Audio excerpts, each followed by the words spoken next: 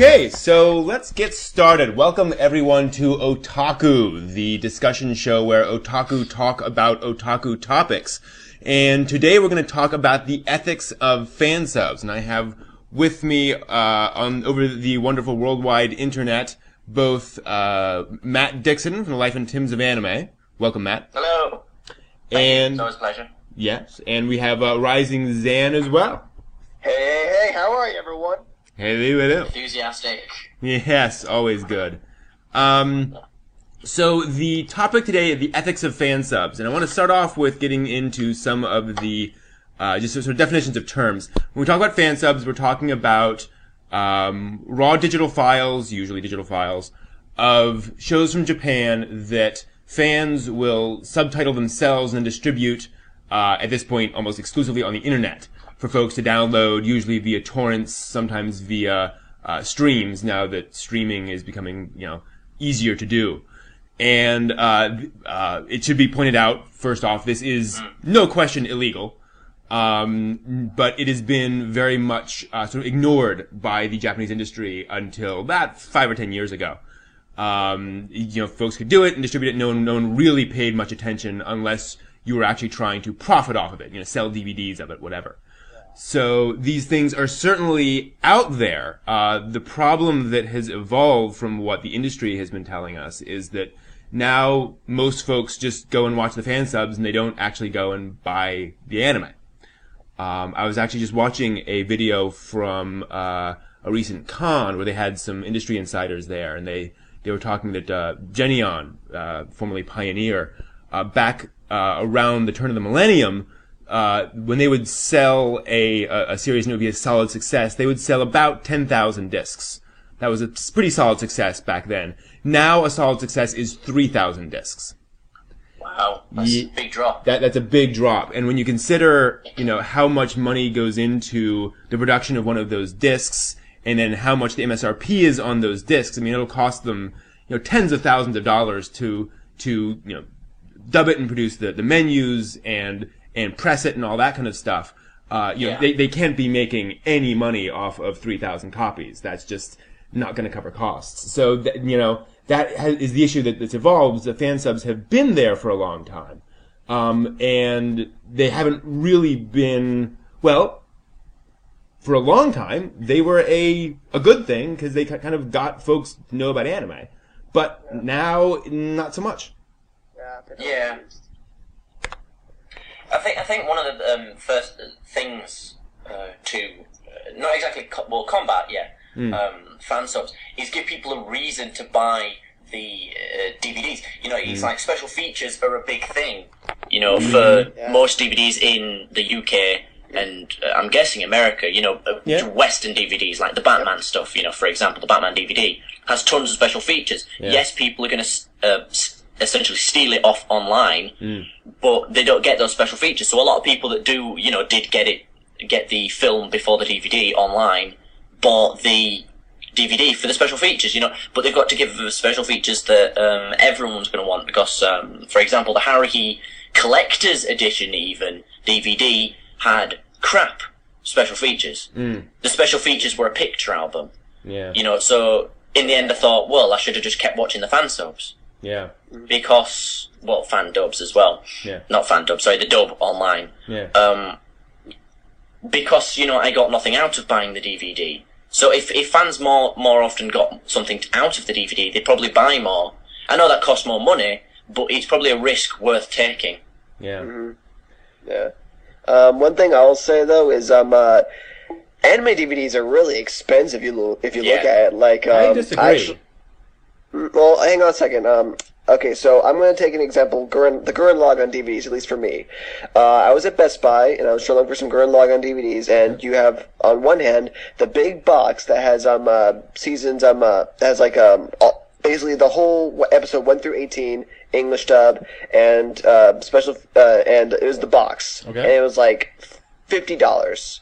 Okay. And for me, that's expensive. However, on the other hand, you had Volume 1 of what was actually the Japanese dub with English subtitles, yellow subtitles. Okay. And it was $20 for episodes 1 through 9. Right. And if you even think about it, because the next one is Volume 2, and that's all the way to episode 20, I think. Yeah, episode 20. Well, and that's another $20. But how is that more expensive than anything else? I mean, True. When I go to buy a season of a live action TV show, I'm going to spend $30-$40. Now, obviously, you're getting longer content, getting hour-long episodes, things like that. But to me, that's comparable to any other DVDs out there. When they release an anime film, it's comparable on DVD to live action films. Yeah, series are probably around the same price. For example, the Friends each series when they first came out was £50. Wow, that's a lot of money. Wow, yeah. My dad's kicking himself now for buying them when they came out because you can get all 10 seasons in an amazing looking box for £50. Yeah. But I think that's one difference between anime DVDs and live action. Anime DVDs don't seem to come down in price over time. Yeah. They always seem to stay the same price. Again, Friends went down massively. Anime DVDs I've never really seen go down. That's changing though. I mean, with the Anime Legends and the SAVE thing that Funimation has. I mean, they've re-released all of Lane, all of a lot of these series for $20. Wow. Yeah. So we are starting to get a lot of these re-releases of older shows cheap. I think Trigun was re-released for something like $40. So you're certainly right that generally speaking, there will be a release of Gurren Lagann, and a release of something else, and that's kind of what you're stuck with unless you wait 5 or 10 years. Mm-hmm. Yeah, actually, the same thing for Yu Yu Hakusho. I noticed. Actually, like a couple months ago, I bought season 1 of Yu Yu Hakusho. It was 3 discs, and it went up all the way to the Dark Tournament, very beginning of Dark Tournament, and it was like $20. Yeah. That was a good deal right there. I guess for me, I'm just a bit stingy with my money, and I want to look for a good deal, because, let's be honest, most of these anime, though, they only have like 4 episodes. I've noticed. Yeah, they have like the 4 DVDs episodes. are very limited in the amount of content you get. That is true. Comparing it to live action stuff, again, I'll just use Friends because it seems to be what we're using. You'd buy a season, an entire season for £50. Right. But a lot of anime DVDs, you get half a season for. I don't think it's it's ranging around £50 over here, but it's still like £30 for just half a season. But again, getting back to the ethics of it, okay, so they're expensive, so we buy fewer of them. Yeah. Mm-hmm. Yeah. That's again then. That's pretty much my case. Doing it more than we would. Yeah. Right. And before anyone sort of throws stones here, I mean, all 3 of us watch Fansubs. Oh yeah, definitely. It's unavoidable. Yeah, we're all, especially for us as reviewers and doing shows like Otaku News Live, we kind of have to. Yeah. But the question is, how do you justify it? How do you justify it? I mean, and to take my example, for example, my personal standard is I will watch the first episode. If I like it and watch more of it, then I will then buy the DVD once it's released over here. And however much I get through of the Fansub, if I get through the first couple episodes, I'll buy the first DVD. If I get through the whole thing on Fansub, then I'll buy all the DVDs. Yeah. And that's just, how I can justify it. And there's a lot of stuff out there that I've watched the first episode. I'm like, I don't care. I would never watch more of this. Yeah. I think that's a good way to do it, because that's what I do. If the things I like, I eventually buy. Yeah. But if it's something I've watched, 3 or 4 episodes of, and I just thought it would, I'm doing it for reviewing purposes, and I don't watch any more of it, then obviously I'm not going to buy it because I don't want it. So, and Crunchyroll is another good way to watch fansubs, but again, they don't get enough fansubs. They get a lot, but they don't get enough. And again, there's the membership thing. That why wait 9 days if you're not a member when you can just go to another site and watch it? That's another reason why people watch it. But that's the kind of thing that surprises me. I mean, a Crunchyroll membership is what, $2 a month? It's really cheap. Which again is like £1 a month over here. Yeah. But I'm kind of surprised that, and I don't know the numbers, but I understand that Crunchyroll doesn't have a huge membership. And I'm just kind of surprised. Okay, $60 a year, so $7 a month. Which, that's what? A couple of discs a year worth. That seems to me to be very reasonable to get a lot of anime a week ahead of time. And and not that everyone has to do it. I'm just saying, that seems to me like a really reasonable thing. I'm kind of surprised more fans aren't willing to do that, to get it a little early, or just to watch it on Crunchyroll. Wait a week. Yeah. Horrors. Why not wait a week? Well, actually, here's my question, Brett. What about Crunchyroll's archive? How is that? How much their anime archive? Because I don't know. I know all about their simulcast. I don't know anything about their archive. Like the series they already have that you can watch instantly. They're complete. Yeah, they're all there. Oh, a couple series. They've got several hundred. Okay, yeah. It's been a while since I went to Crunchyroll. One thing about go ahead. No, just saying that they've got a lot of anime. Yeah. All right then. Yeah. One thing I have to say though is with your idea of watching it, if you like it, buy it over here. Mm-hmm. What if it doesn't come over here like series like Macross 7, series like gosh, can't think of the other one. In that case, I wait. And once it comes out, I'll buy it. But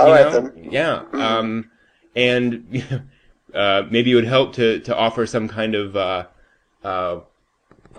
way of telling the licensing companies, we've all watched this. We would like to actually get it.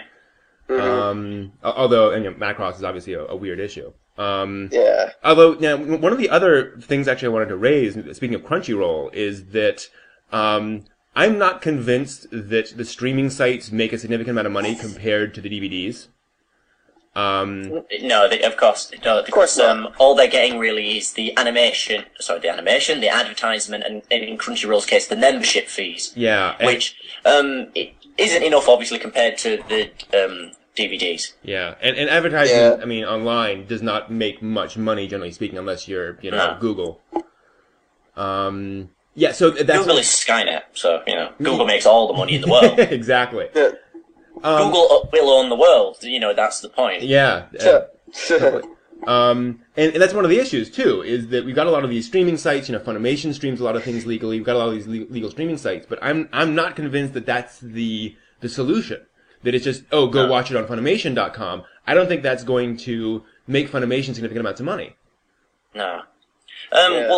One thing that I just pondered every now and then when I've been watching Fansubs is instead of paying a monthly fee, do something more like an iTunes store of anime. You get in the companies, instead of shunning these fansubbers, they get them, they use them, they hire them, and say fansub this anime, and then they put one episode up on this store. Yeah. And whatever that, say for example the DVD price is £12 and there's 12 episodes. It's £1 an episode, or maybe the first half of the first episode is free. So you only pay half price for the first episode, so people can view it.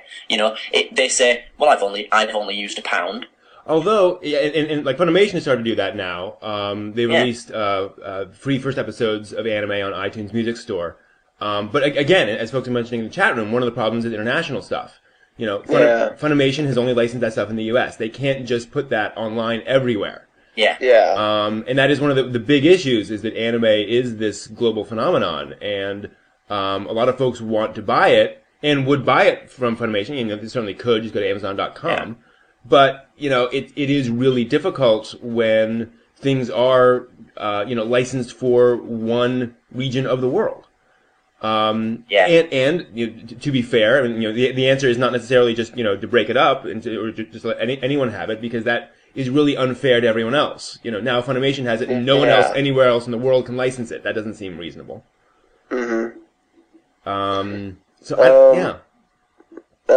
Actually, Brent, I have a question. Can we bring in manga translations into the discussion, since it's kind of the same? Yeah, absolutely. Because that's a subject I'm more familiar with in terms of dub and sub.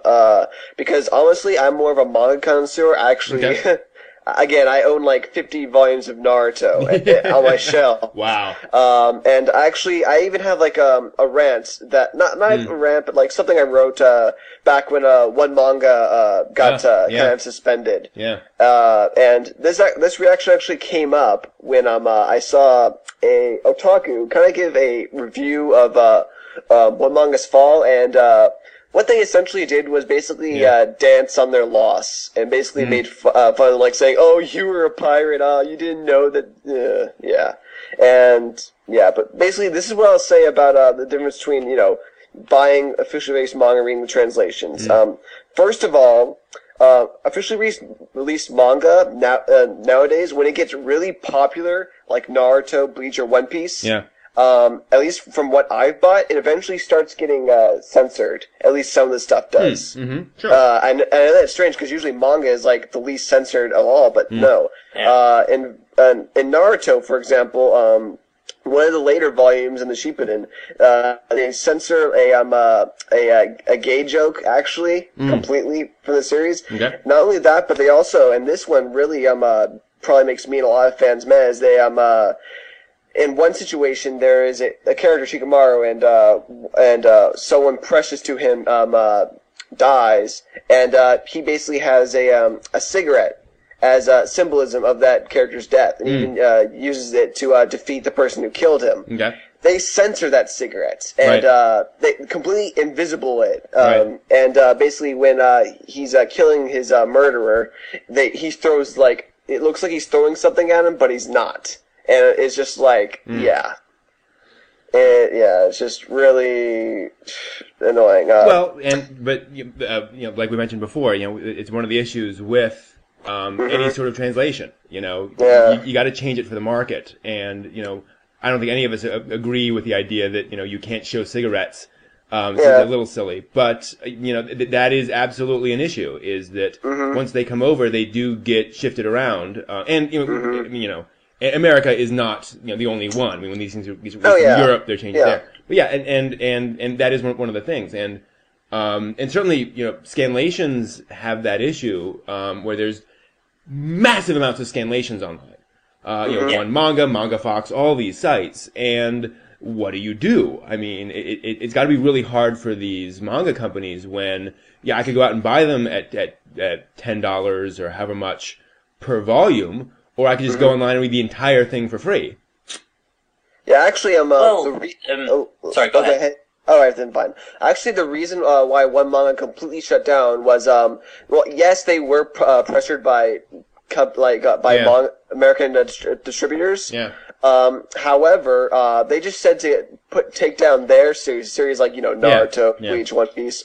However, one manga took this as, you guys don't, really want us doing this at all. And they just, they kind of like just, and I know I'm being very liberal when I'm saying this, but they kind of nobly took down the whole site. And now they're trying to figure out a way to the distributors to like try and find a way to like kind of simulcast just advertise it. Because I still use one manga to like keep track of my manga and how long it's and like what's new and stuff. Yeah. But like they keep updating their site still. They're still, it's not dead. Interesting. They still have a forum up. Yeah. They're still keeping updates with the latest chapters, and they're trying to like from what they say on their post, they're trying to find a way to like do a Crunchyroll. Yeah, pretty much. Yeah, they're trying to do that. And one thing I think a lot of folks don't remember, or may not remember, Crunchyroll was totally an illegal streaming site. Oh yeah. I mean, they were streaming Naruto and Bleach for the longest time, and then the fuzz came in and knocked on their door, and they decided to go legit. And I mean, I am still stunned that they were able to do so as well as they did, and get everyone to come on board and show that they could do it right. And they still have a lot of stuff that I'm like, I'm not sure that's licensed. A lot of their J dramas, like, oh wow, okay. But still, whatever. Okay, one other point I want to bring up though with this is the point of diamonds in the rough. Because one of the big discussions with this subject is that you can't put up manga that isn't released in Japan because they're not getting money either. But here's my argument for it. Series that I love and that they're unknown and probably will never be known unless someone tells you about them. Series like Gamblefish, Change 123, Otaku no Musume-san, and The World God Only Knows. Yes, this is before the anime came out. This was like a year when I wrote this. Hardly anyone knows about this series, yet they're really well written, really interesting, and they're really good. And here's what I would like to say. This actually goes for both anime subs and manga translation. Okay, so combinations like Funimation and Bang Zoom. Why don't you go onto a Fansubs site, see what's the most popular thing, and then think, maybe we should license that. Because, you could also look overseas and see what's popular, but sometimes Americans have a particular taste. For example, Trigun. Yeah. Trigun was actually surprisingly only did meh in Japan, but did awesome in America. Yeah. Well, that would probably be the best solution to just because the reason they license stuff is because it's popular in Japan. They need to start looking at what's popular over here via looking at fansubs. The thing is, Funimation does do that. I mean, Adam Sheehan over at Funimation has said they absolutely look at what's popular over here. The problem is they can't necessarily license it. Yeah, that's true.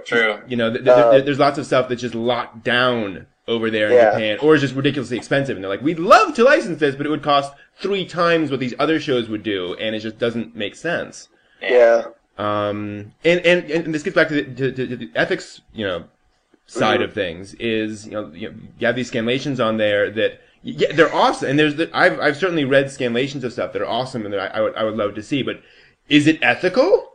To watch, even as awesome as they are, I'm still looking at this stuff that, that isn't legal. And now the other side of that there too is, if someone puts up a scanlation of a manga that no one has, that isn't available outside of Japan, has now been fan-subbed, or has now been translated, and I read it, the creator is not losing money. The creator sold however many they sold in Japan. I read it over here. I can't buy it anyway. So, there's really no loss of money there. But even so, it is totally illegal. And I think that's one of the reasons why the Japanese were so cool with it for so long, is they were like, well, we haven't licensed Turn A Gundam in America yet. If someone throws it over there, well, fine, whatever, some folks watch it, we don't really care, because once we actually put it over there, then folks have the opportunity to buy it. Unfortunately, the situation has changed now, where by the time they do license it and bring it over here, everyone's already seen it and no one's going to buy it. Yeah. One thing I do want... go ahead, Matt. You've been quiet the most, so go ahead. You and your back scratcher. I think the problem, not the problem exactly, but if you can't access it and it isn't costing the company money, and it's not available to you in any way to purchase, then it's not exactly ethical, but it's not unethical either. It's just sort of in the middle. But if it's available and you can buy it, and you can afford it, then you should buy it. Then it is unethical, or you should make plans to buy it soon, if you can. And if it's not available, then you should at least make plans to buy it if it is made available to you. And the thing about the sort of a Crunchyroll type manga thing, that would probably work better because manga is cheaper. Having the current fees that Crunchyroll already has would probably do, it might not make a profit, but it'll probably cover the costs better than what Crunchyroll does for its anime. If they did it for manga, it'd probably get the same amount of subscribers. And it would either cover the cost or make a decent profit, like I don't know, just to put out a figure, a 5% profit. But that's still a profit, that would work better. But with anime, it's obviously a lot harder because anime is more expensive to make, to license, and to do, Well, actually, can I, Brent, really quick? Sure. There's actually a manga site that's actually pretty revolutionary. I'm not, never mind. It's actually called Manga Stream, and what it does is it takes a pretty popular series. It takes Naruto, One Piece, and Bleach. However, what they do is they only have 5 chapters of that series, of the latest chapters. Ah. And at the end of every chapter, it gives an advertisement for here's where you can buy this manga, and That's it shows nice. it shows a interesting. link it shows a link in English, a link in French, and a link in Japanese. Yeah. And That's good. it's usually Amazon or something, but Yeah.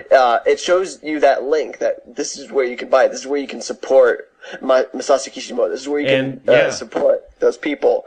And it's actually one of my favorite sites now, because not only am I able to read my favorite manga, but I also feel like I'm doing it fairly, you know? Yeah, that it's certainly a much more reasonable way of doing it. Wait, I have just a question about that site then. Does it show just the 5 most recent chapters? So, like, for example, so all the past chapters are now gone, and yes. it only shows the. So, say Yes. for a month, it only has those 5 chapters, and then they go away, and then another 5 chapters. Well, it's not like that. It's more like, okay, so you have chapters 501, 502, 300, 400, 505 of Naruto. 506 just came out in Japan. 500 gets knocked out. Okay, so Yeah, gotcha. That seems a lot fairer. Yeah, I like that. Yeah, I support that now. Although still, of course, it's like, It's only the, Well, I'm sorry, it means Brent. just because basically you if you want to get into this series, Yeah. you can't use this site. But if Right. you were already into the series, you can. So Yeah, yep. it again forces you to buy the manga and get up to date up to that site's point. yeah. Yeah, you have to buy it. Unfortunately, for Brent, he only does pretty much shonen manga, because that's what's popular. Yeah. So, yeah, if you want to catch up on One Piece, Brent, there you go. Exactly. Actually, it does have some interesting seinen on it, if you want to Okay. watch that. So Fair enough. Actually, something folks who bring up in the chat room, which is definitely worth talking about, is the quality of the subtitles and the translation. You mean the ASDC dubs subs? I love those subtitlers. They're so awesome. Those are the guys who did One Piece, and basically what they did was during an action scene, they would like make the subtitles themed to the move. So like whenever Luffy was doing like Gum Gum Bazooka, it would like blow up like a balloon, and then it would deflate. Nice. Yeah, just really classy. Another situation is the subtitles for the show I love with all my heart, Gintama. And the thing is, there's a lot of Japanese jokes in Gintama, a lot of references, and they tell you each one in a box above the screen. See, that I have issues with that, but go ahead. But they actually released a Gintama anime here in America. I don't know, the UK, and it's subtitled. You know, so it's original Japanese dub. I doubt I would watch this in English dub anyway. But the problem is they took away a lot. They didn't do as many jokes. They did like something simple, like "Oh, this means bald." Yeah. Well, and it's one of the issues is there's an awesome documentary about this on YouTube. I think Slither, I'm thinking of the same one, which sort of deconstructs subtitling and translation. Because one of the issues with Fansubs is that they have this very odd view on translation. A lot of them that basically says that, you know, we're trying to educate you about Japan and the Japanese language while we are translating this. So we're going to kind of translate this as minimally as possible and leave in as much as possible of the original, you know, Japanese words and so forth, and then sort of translate them for you, which to me is not translation, because you know I'm an American. Your job is to translate this into English and to find ways of expressing the Japanese concepts in English. Obviously, sometimes there's going to be a joke that's just untranslatable, but At the same time, they do often put a note at the top that says, Right. you know, and it'll say in brackets, this word means this. But and see- it means I don't want to have to pause it and read that, but at the same time, at least they're doing that and then still keeping the Japanese word in. But that's the thing. I think they should not do that. I think that's lazy. I think true. Your job is to translate that word, you know, and find some way of getting it across. And I think one of the important things here too is recognizing that, you know, the translation is not going, you know, if you want to really understand it, learn Japanese. You know, the translation is going to be a translation into English. It's not going to get all of those things. And you gotta, at some point, be willing to say, okay, I am getting a solid translation into my language that's capturing as much as possible of the original. And when you're sort of half doing it, that just confuses the issue, because now I'm getting a partial translation that is getting part of the stuff. Other things are left in, and I'm like, okay, so where does the translation stop and where does it start? Does that honorific now mean something more? So that to me is an issue, and part of the thing too is I think people do get wrapped around the axle of I want the fan subs because the fans care more, which A is crap, but B, I mean frankly, the folks working professionally translating these things, they care too. But I think people get really wrapped around the axle of that I prefer the fan subs. You can prefer the fan subs, but that doesn't mean that the official translations are necessarily bad, nor that your preference means that you can't buy it. That's what really gets me. Is folks are like, well, the fans care, so I'm going to watch that and I'm going to ignore the official translation. That's not right to me. Yeah, but one thing, this is not just fan subs, it's both fan subs and streaming. The general English dub of it, streaming English dub. Yeah. The quality, even though the picture quality isn't better, just the overall quality of the anime is better for one main reason. Say, for example, in an anime online that you watch, English dub or otherwise, a character is reading a piece of paper. It's obviously in Japanese, but on fan stuff, that will be, translated at the top. Yeah. In a lot of DVDs, bar a few, it won't be translated. Yeah. In subs or otherwise. Yeah, that does need to be changed, yeah. And this character is for example, in one of the Haruhi, anime on the DVD, Kyon reacts astoundingly to a piece of paper that he doesn't read aloud. I'm watching it thinking, what's happened? Yeah. And I have to wait 10 minutes to find out what that thing said. Yeah. Which they don't do. And that's another reason why people don't bother with the DVDs, because you aren't getting the full thing. Yeah. Because you're missing out on a lot. You don't know what a street sign is. You don't know what a note says. It's tons and tons of stuff that the company, I don't get why, just isn't doing. I agree. That is very strange. And they do it in the subs sometimes. It's like, again, the Haruhi DVD does translate some of the notes in the subs. But when I move on to the dubs, it's not translated. Yeah. Why? Do they think if I'm watching the dubs, I'm really, really lazy? Yeah. No, I want to know what a piece of paper says. Absolutely. Yeah. Well, and so, actually, sometimes the piece of paper in subs actually just there's no kanji on it at all. There's just like English. Sometimes they do it really professionally. Yeah. Yeah. Exactly. Actually, His and Her Circumstances did this extraordinarily well, where they had basically 3 different versions of the translation. You could get basically dubbed, subbed, and or on-screen translation of Japanese text, where they would literally replace the Japanese text with English text. So if you wanted to see... Was this a fan thing or a DVD? No, this is the official release. So when you went into the setup, you could actually choose to get everything translated. So if you saw a piece of paper, they would overlay on that piece of paper actual, text. And signs, and there's a lot of on-screen text on that just in general. They just show... They like have dialogue written next to a person's text. A very odd show. So they would, all of that would get, translated by the show. Now, it was expensive to do. I mean, His and Her Circumstances was, had an order of magnitude more code in it than like a Hollywood DVD release would, just to handle all of that stuff.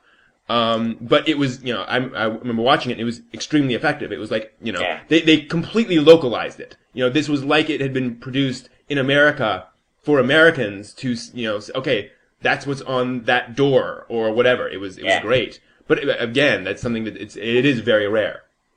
But, I think that's what the companies are thinking of when they're doing DVDs. We either have to do this, which is extremely expensive, or not do it, which is bollocks, just put subtitles in. No one, seeing that, Brent, I'm sure you thought, that's very impressive, and I'm glad the company did it, but would it have really affected your anime experience if it was just subtitled? Well, that's the thing, I think it would have, because, the text was in the correct place. you know. Yeah, I guess it's more immersive in the sense that you're more not involved, but you feel like it's just done better. And to me, again, that is translation.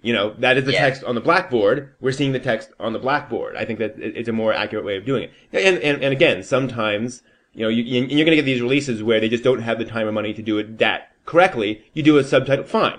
If that's the compromise you have to do it, I totally understand. But at least do something. You're right. A lot of that on-screen text. And to be fair, Fansubs miss that a lot too.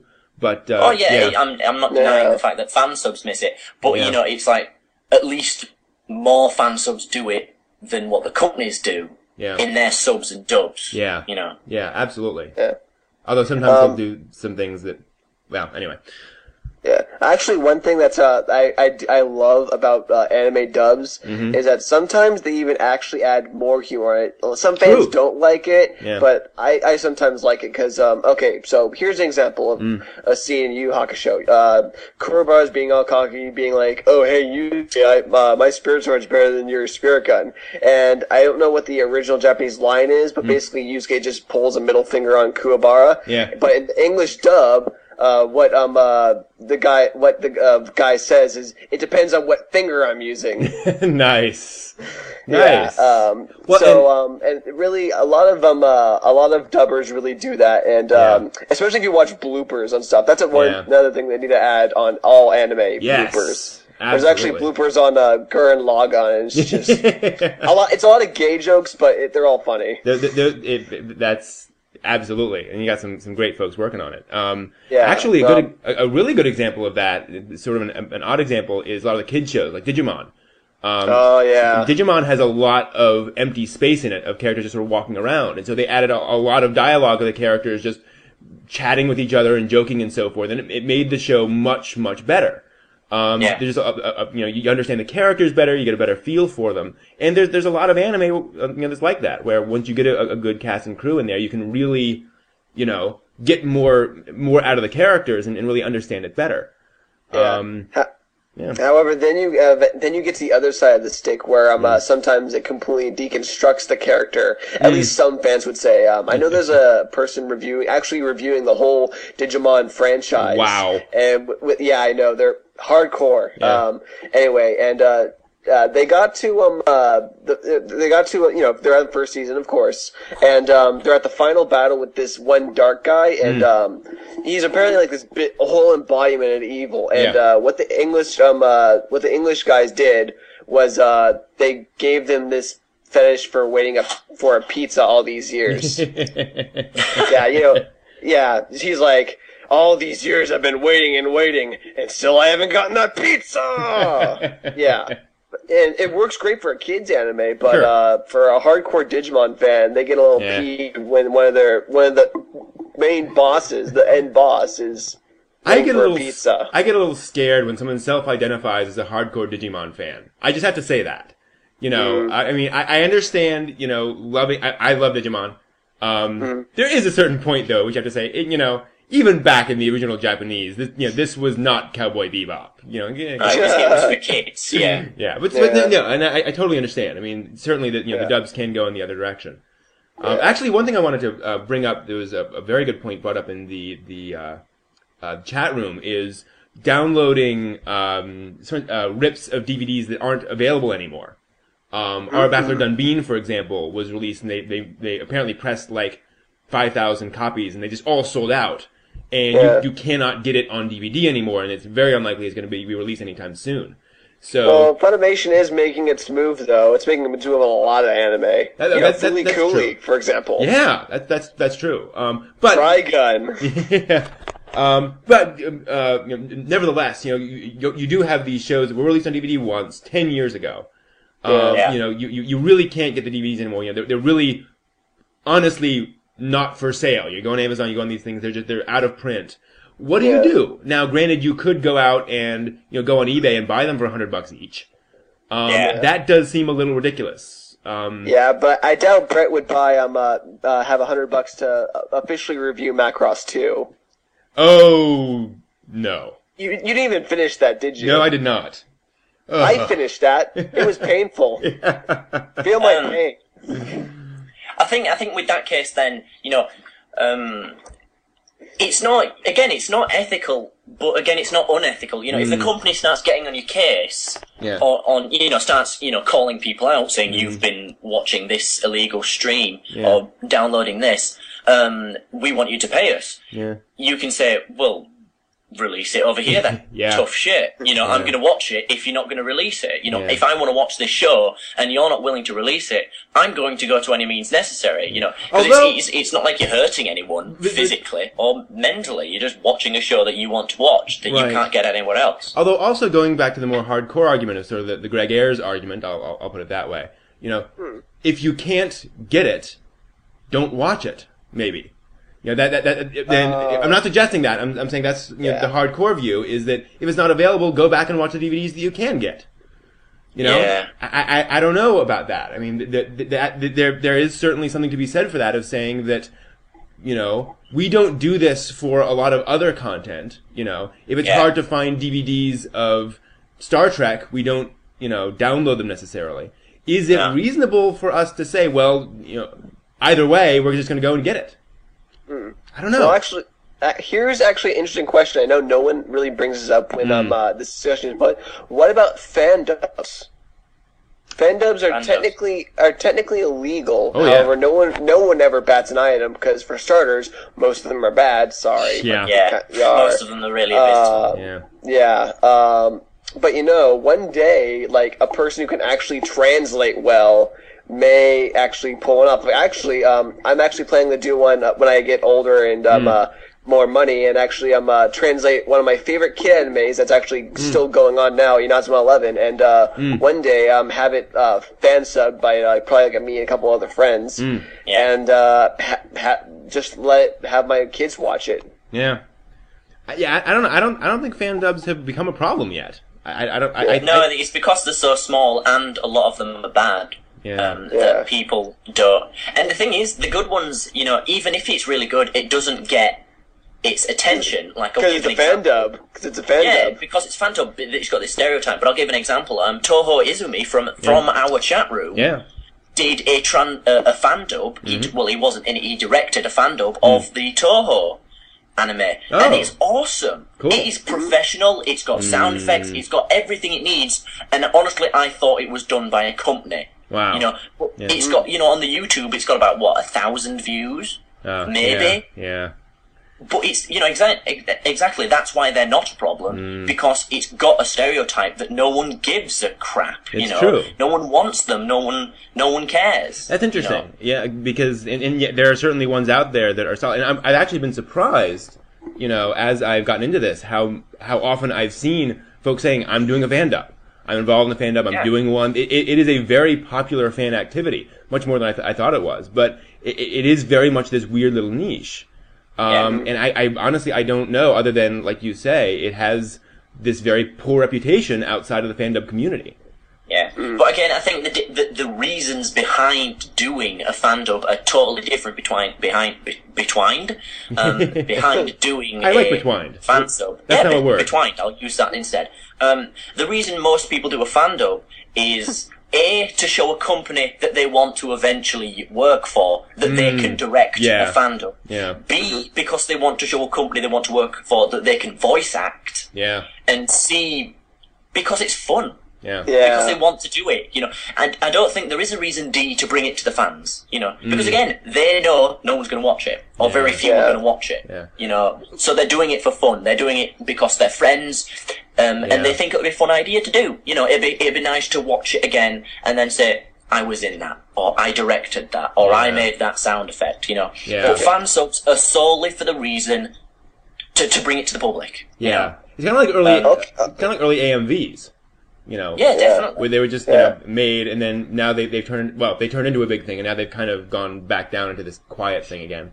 Yeah, but here's another thing though. What about the same thing that's pretty much a fan dub, except for the sole purpose of satire and parody? Oh yeah, Abridged. Yeah, the Abridged series. Abridged series, exactly. I just noticed a few days ago, Little Kribo, the biggest abridger out there, his episode 47 was taken down. On its own main site. I have no idea why, but it was. But all the other episodes are fine. But episode 47. Yeah. Yeah, but also here's the thing about Abridged that's also interesting is that it makes the anime more interesting and more popular than it was, like Yu-Gi-Oh. There's actually I don't know if you guys know this. I probably should have brought this up in the news, but the Yu-Gi-Oh 3D movie, they're actually now releasing it in America in select theaters. Okay. Yeah, 4Kids is dubbing it. Yeah, and they're releasing it in select theaters. It's actually yeah.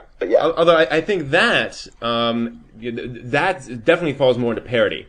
You know, that's I think something that almost you could just defend as saying this is, you know, making fun of it. It falls under fair use as parody law, as gray as those laws are.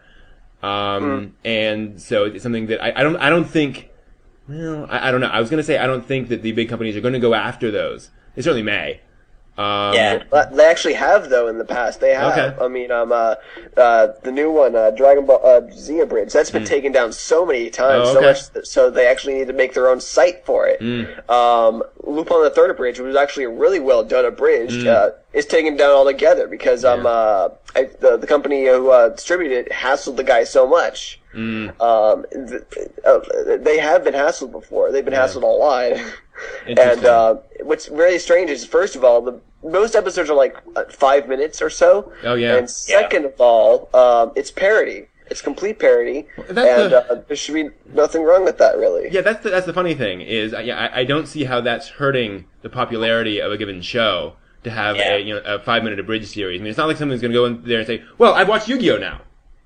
You know, that's now because if anything, it promotes that show. You know, it's like if the abridged series, if the abridged series, Matthew can word, is that can be that funny. You know, just interesting, because a lot of abridged series are dramatic. You know, they're actually just abridgings of the story, just so they cut out the filler. And you still get all the dramatic tension and all that jazz. Jazz hands. You know. They think, why don't I watch the show? You know, it doesn't hurt them. But again, just one point about AMVs.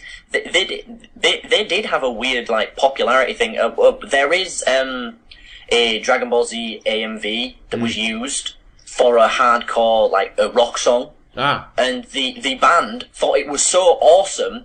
They licensed those cut scenes from the anime, and now that AMV is used as a music video on music TV. Wow, nice. Whoa. Which is awesome. Yeah, that's very Brilliant. Cool. And we've seen some of that crossover. I mean, Madonna used some clips from Perfect Blue in one of her shows. Linkin Park does references to Gundam constantly. I just find that constantly. hilarious. You know, they just always do it. You know, it's on there. I've got one of their albums somewhere that's got a mecha on it.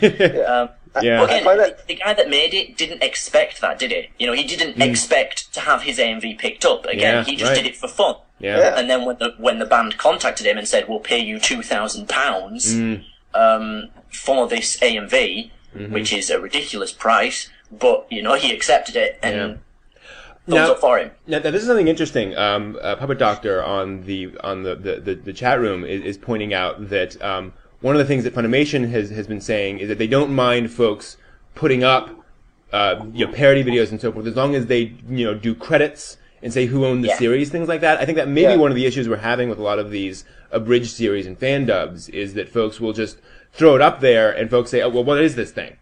And so, the big companies coming in and saying, you can't do that unless you, and that is part of the, fair use law, is that you can't just throw something up and it can and you can't throw it up in such a way that it looks like it may be yours. You have to, you have to, say who it came from. Yeah, and if a company takes an abridged series down for that, fair dues. You know, if it doesn't have credit, but at least the company could give the people a reason why they did it. Warning. Because a lot of the time the company just says we're taking this abridged series down, and even to the person that made the abridged series, they'll just say we're taking it down. You've got to take it down. They don't give them a reason. And also, I mean, one of the funny things too to me is that I remember reading a thing from actually an RPG guy talking about cease and desist letters. And he said, people really freak out about cease and desist letters, and they don't realize that a cease and desist letter is a lawyer saying, please remove this. Yeah. That's it. And what you do is you then remove it, and you can then talk to them and see, what the issue was. That's it. It doesn't mean they're going to take you to court tomorrow. It doesn't mean your life is over. Folks really freak out when they get these cease and desist letters. And I think a lot of it is just, the company doing their due diligence and saying, nope, you got to take this down. And folks say, oh my gosh, the man has come after me. And, we're going to shut down now because, Funimation hates us. And it's like, come on. Yeah. I think the fact is just like us, not as otaku, but as nerds, as like people who usually follow conduct, are usually really scared of when when stuff like that happens. Like we don't always get approached by police officers every hour or so. Yeah. Where the kids that got beat up at school, so when someone bigger than us comes up to us and says, stop this, you shrink into a corner and say, okay, just don't take my lunch money. Exactly. We're the quiet, we're the ones who did, follow the rules. We're the Jedis. Yeah. Absolutely. But we're cooler than the Jedis, because the Jedis were crap. We're awesome. We're the awesome type of Jedis. We have a big stamp on the head that says awesome. We're the Mace Windu Jedis. We're not the, absolutely. Cool. I think we covered this topic very well. Anything else you guys want to cover? I'm trying to think. Just another point on the Fandubs. Or Abridged series even, or even Fansubs, I guess. When it's taken down, I think I used to watch. I've only watched a few Abridged series in my time as an otaku. But one of them I watched that was getting taken down. Had this big letter on it. At the end of one of the episodes that it was the last episode. It says we have been forced to take this down and blah blah blah blah. But they hadn't been forced. They'd just been asked to either do this or take it down. There was no forcing. There was no impending arrest, and that's another reason why companies every now and then just take one down, because a lot of the people that will do fan stuff, when they're told to stop, get really arsey about it, and get complain and say it's all their fault when it's not. It's the person that did it's fault because they didn't follow the rules. And, Funimation has been really awesome. I remember talking to Adam Sheehan from Funimation and going up to him and saying, I do this YouTube channel. Are you guys cool? What can I show of a Funimation show? Because I'm trying to be very, cool about that. And he said, basically, as long as you don't show a full episode, we're fine with it. Show clips, show bits and pieces, and as long as you show that and you credit us, we're fine. And generally the companies are pretty much like that, and I think it's the folks who legitimately don't understand the rules and who contravene that, but then do kind of go a little bit overboard. I think one of the damaging things is that folks scream and yell about these companies when Funimation is trying to bring anime to their fans. They love this stuff, and it would be nice if we could work with those companies and say, okay, what are the rules? How do we do this properly? Instead of saying that they're trying to bring us down as fans. And another thing they do is when they don't bring out an anime they like, they again start hating. But the fact is, they're bringing an anime. Fucking happy that they're bringing an anime over. And there has never been a period in which American licensing companies brought over every anime ever. It's never happened. If anything, it's getting better, just very slowly. It might be now with the new decade, it's sort of slowed, but it's still better than it's ever been. For now. But if the otaku community keeps acting the way it does sometimes, the companies will eventually just say, right, let's stop. They don't appreciate it. Why bother? We'll just move on to actual cartoons and make money. Because the companies run a lot of risk doing this. They do. They run a risk of going completely bankrupt just by licensing 3 or 4 animes. It's expensive, I mean, but a lot of times we don't appreciate that fact. We don't realise that. And we do have to recognize that bringing these things over legitimately, and in a way that, let's not forget, American fandom is helping prop up the Japanese industry. We are important to keeping this stuff alive, and they have to spend a lot of money up front to license this stuff. There's no other way of doing it, And so, they have to front a couple $100,000 for the license to Black Lagoon or what have you. I'm pulling that number out of thin air. And that's, something they've then got to recoup somehow. And it's really, really tough. As well, I think one of the problems, not exactly the fact that we're doing Fandubs or Fansubs or anything, or one of the main reasons why they happen, is because we don't get enough anime, and the reason for that, in the end, putting it to the bare basics and blunt thing, is Japan doesn't need the Western fan base. To a great extent. We help. Yeah. We help.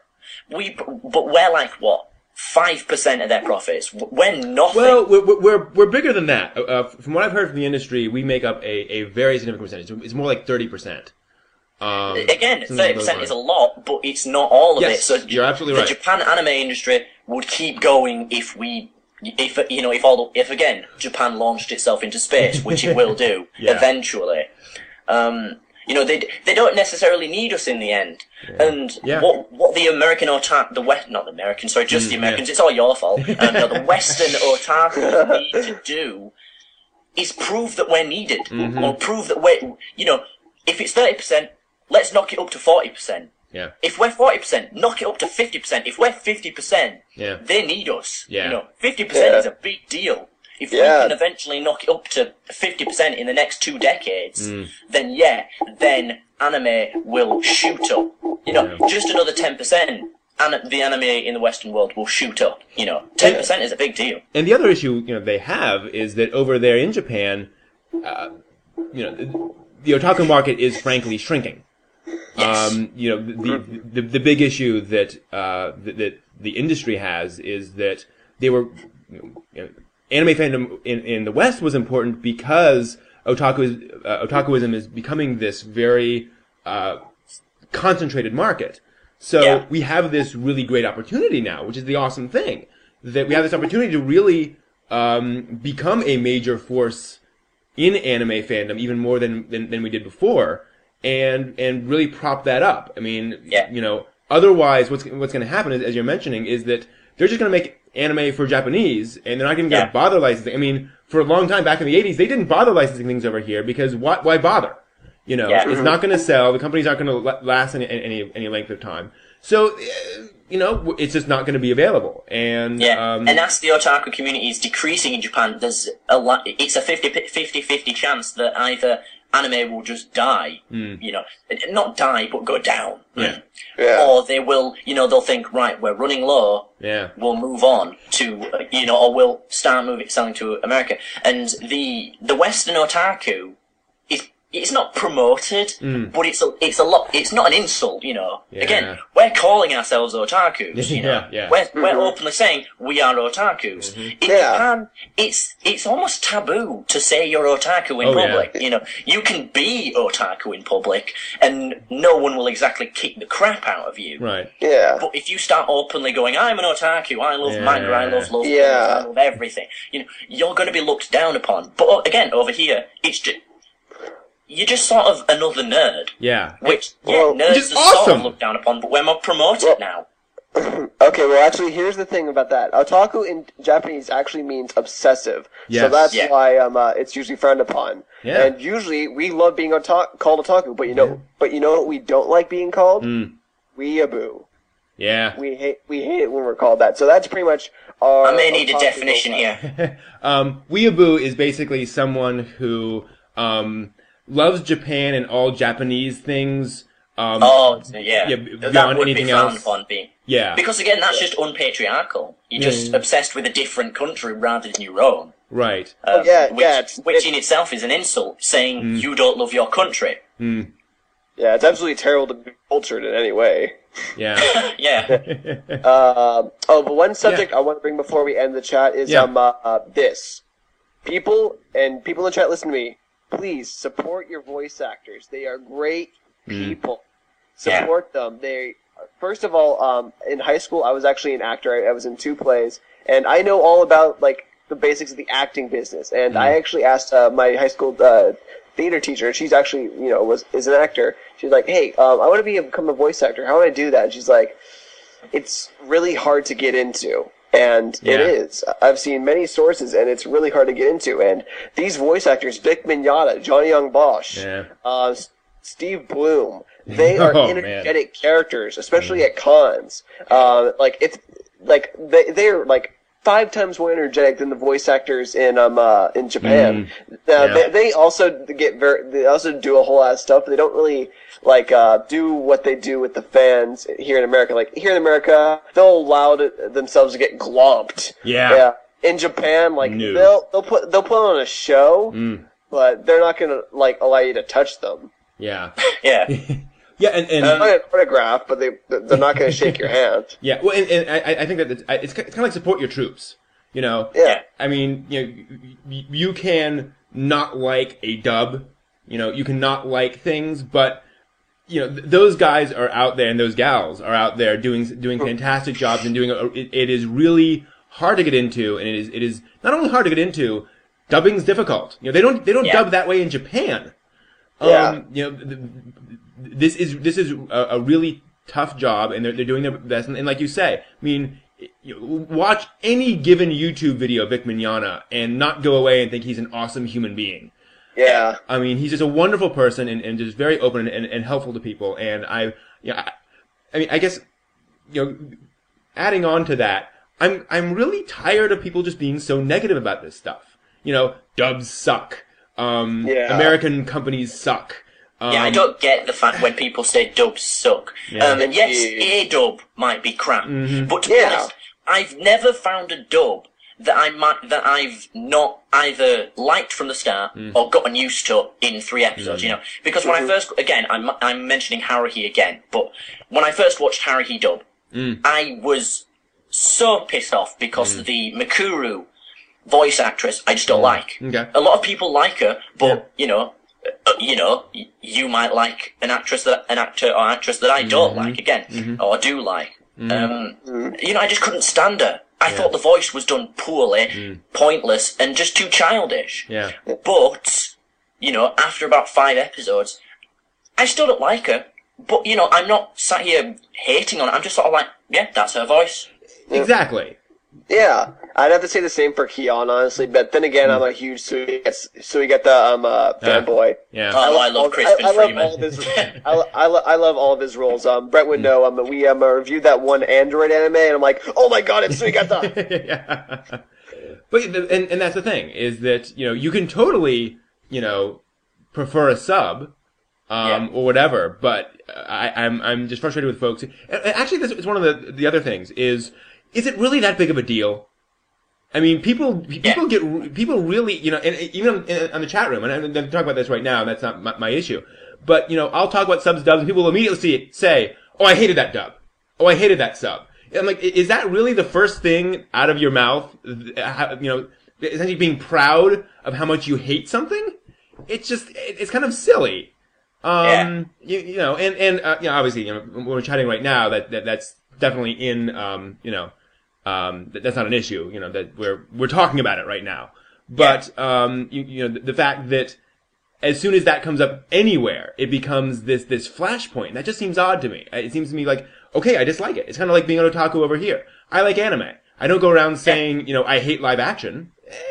I don't know. Yeah, exactly. It's like, because most people that like anime over here got into it via other means. Yeah. Again, I got into anime from a holiday in France spent reading because it was raining, I moved on from comics to thing.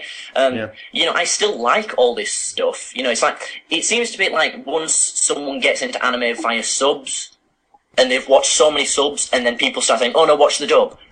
They don't want to. Because they don't like change. But the thing is, you came into anime via change. You were watching American cartoons or Western stuff, and then you moved on to anime. That's a big change in itself. So I don't get why people either watch subs or watch dubs. It's not very likely these days. Well, it's getting better now. That they watch both. Mm-hmm. But if a dub's available, I'll watch a dub. Because sometimes I just can't be bothered reading. I just want to sit back in my chair and watch the anime. Mm-hmm. I might not like the dub 100%, but it's just easier. Yeah. So stop complaining because the voice actors are doing this so you don't have to waste your eyes or waste your brain power. You can just sit, take your brain out, and just chill. Yeah. But if you sat there constantly reading, you don't get the visual aspect of visual media. That is an issue. It's something and I might as well mention it now. I tend to watch dubs simply because I'm an animation fan. I like to be able to really pay attention, especially during an action sequence. I want to be able to see all the details of that animation and not be glancing down at the bottom of the screen. And I know, it's a minimal thing, but it is distracting. I've watched animated sequences both ways, and it does make a difference. And again, it's not that you have to do it one way or the other, but there are certainly advantages to watching the dub. Yeah. And then, like you said, I mean, the Macross 2 dub actually is an example where there's one line I actually ripped off to show to a friend because the guy says, "We now know that our song stratagem is totally ineffective." Yeah. It's there are really, really badly dubbed stuff, but I watched it. Yeah. Because so what? And it's like folks who won't watch a kung fu movie because of the silly dubs. Well, you're not watching it for the dialogue. Come on. You're watching it for people to beat the crap out of each other. You're watching for Bruce Lee are sexy. Yes, yeah, exactly. Absolutely. You're watching for Bruce Lee's man pecs and the fact that he's wearing Old Spice. I don't know. What's with you and Old Spice? Yeah. Old Spice is the essence of man, dude. Come on. Well, anyway. I agree. Actually, one more thing, though. Yeah. Go ahead. Sorry. Okay, in ABD, guys in the chat, just because it's dubbed doesn't mean you don't have to buy. Because guess what? Most DVDs nowadays have subtitles. Sub. Yeah. Yes. They all. I haven't seen a single one that says, well, except for the Gurren Log ones that I buy because it's sub only. Yeah. Sorry, one more point about the dubs. Yeah. When you dislike a dub, it's normally one point that you don't like about it. It's not the whole dub that's bad. All the people that don't like a dub. Again, Stephanie Shea. That's the reason I didn't like the Haruhi dub at first. That's the only reason why. Because everything else, I thought, in my opinion, was pretty damn awesome. So I'm just curious to see that. How many people that dislike dubs can either give a reason or give a lot of reasons. Because most of them will just say, "Oh, because dubs are shit." Not many of them will say, because I didn't like this actor's portrayal of this character, I thought this dialogue was done poorly, it was translated wrong, they'll just give you one reason, Stephanie Shea was crap. And not even give a reason why she was crap. In my opinion, I just thought the voice was done not representative of the character. That's my reason. But I still watched it because you get used to the things that you don't like, and eventually you sort of like them. They become a part of the dub that you were enjoying. Because, just enjoy the story, and then you will enjoy the dub. And also, to be fair, I have a strong opinion about this because when I first started watching anime, everything was badly dubbed. That was just what I got used to, is that, things just sounded cheesy. So, I don't have a problem with that. And to be fair, a lot of folks just didn't grow up in that environment where, you just had to get used to the fact that dubs had weird voices. There's a saying over here in Britain that actually fits really well with this. New otakus. I'm young enough to be a new otaku, but I'm not. I was watching anime when I was 9. So I'm lucky in that case. But anyway, the phrase is, you don't know you're born. Because, Brent, this is something you should just say to everyone. Because, people that are saying, oh, dubs are shit, you should just, you don't know you're born. When I was a kid, anime was bad. Anime dubs were bad. If you want Speed Racer. Yeah. Exactly. Textbook you case. don't know how bad how good you've got it. Yeah. And I get annoyed when I get that phrase about other stuff, but with anime, it totally fits because people don't know how good they've got it. The dubbers over here are 10 times better than what they used to be. And, getting back to the whole ethics of it, it really doesn't matter. We've just totally gone off that now. It really doesn't matter. You can not like the dub. That's fine. Yeah. Buy the frickin' DVD which has the subs on it and watch it that way. Yeah. And yes, the subs are going to be different than the fan sub.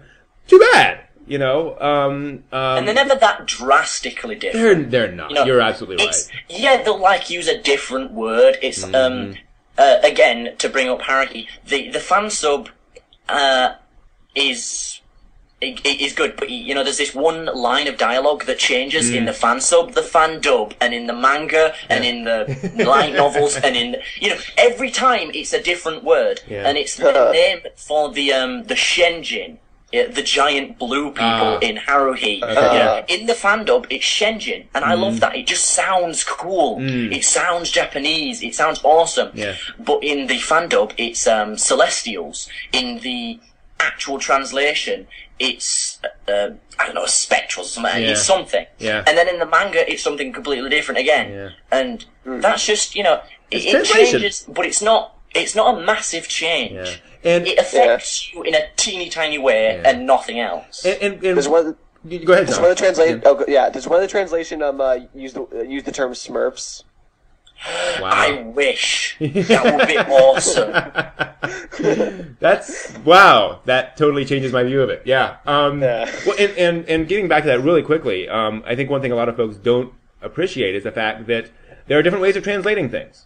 Especially the Japanese language. Oh my goodness! Absolutely. That's why when you said learn Japanese, I was still thinking, well, my first language is still English, so I'm not getting a Japanese translation. I'm getting a Jap-English translation. I'm translating it to a way that I can understand because I wasn't raised to be a Japanese speaker, so I'm still getting that sort of 3/4 translation of it. And there are different ways of approaching a translation. You can try to translate it very literally. You can try to translate it very sort of very literature. You can try to translate things in a more flowery way. You can assume that they're trying to be, different. I mean, there are lots and lots of different ways of approaching a translation, and they're not, there's not necessarily one right way of doing it. So, you'll get a fan sub, which may be a very good fan sub, but it is trying to be much more straight to a particular version. And also, a lot of folks forget that fan subber learned Japanese a particular way. They may have a more street understanding of Japanese, whereas somebody else has a more classic understanding of Japanese. And, you're going to get different versions. And that doesn't mean that the official version is wrong. It's just a different take on it.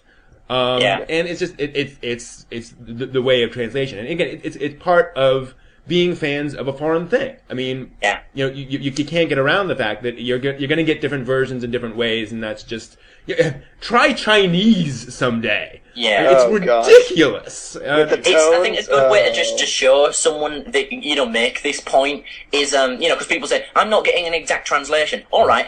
This is one of the reasons why I want to learn Japanese. I want to learn Japanese as much as I can, and then translate and fansub an anime to be exact where the words are. That's where they're translated, and show you how Japanese in English is so ungrammatically correct. Yes, you won't understand it. And then he said, "Well, you wanted an exact translation. Now go fuck yourself." Matthew Dixon, everyone. Yes. Thank you. I'll be here till Thursday. And on that note, I think we've covered this extremely well. Okay. Cool. If we want to wrap this up, how about I give everyone in the chat one quick Japanese lesson, something my sensei taught me very well. All right, people, I'm going to teach you how to say "don't mention it" in Japanese. Don't touchy my mustache. That's how he would teach us it. Don't touchy my mustache. My mustache. Really, the word is doi tachimashite, but doi tachimashite. My mustache. He's a guy that Yurosei. That is awesome. Yeah. All right. Then on that note, that is it for Otaku this week and this session. I want to thank both Matt Dixon for joining us. Thank you. It's always a pleasure. Check out the Life and Tims. Absolutely. Life and Tims of anime.podbean.com. And thank you. Now working together with Otaku no Video. Yeah. That's the thing. Yeah. And thank you, RisingZan, for joining us as well. No problem. Check me out in Otaku Underground. I'm hoping to get my January review of Yagatake Japan sometime next week, maybe. Nice. And also affiliated with Otaku no Video. Absolutely. Yes. Is that one thing I've got to say before it ends. Bring back Traction. We've got to find that guy and say, dude, start podcasting again. You are awesome. We need you. Yeah, absolutely. Yeah, and then that guy with the suede, like he posted videos. He's actually pretty funny. That guy with the suede. He's New Zealand actually. Oh, nice. I think I've watched a video or something, but I've never been. He only has 10 videos, but he probably left for 2 years. He should actually be back since it's been 2 years now. Mm. Nice. And Zan, your website is what? Otaku Underground. It's at Blogspot. Otaku Underground, but just Google it. Otaku Underground. Okay. Boom, you're there. Right now, it's in review, guys. So sorry, it's not going to be as entertaining as this. But I'm trying to get some video reviews up, and so enjoy. Very cool. Very cool. All right, thanks all for joining us, and we will see you next time for more intense talk about otaku topics. Take care. See you again, Desu.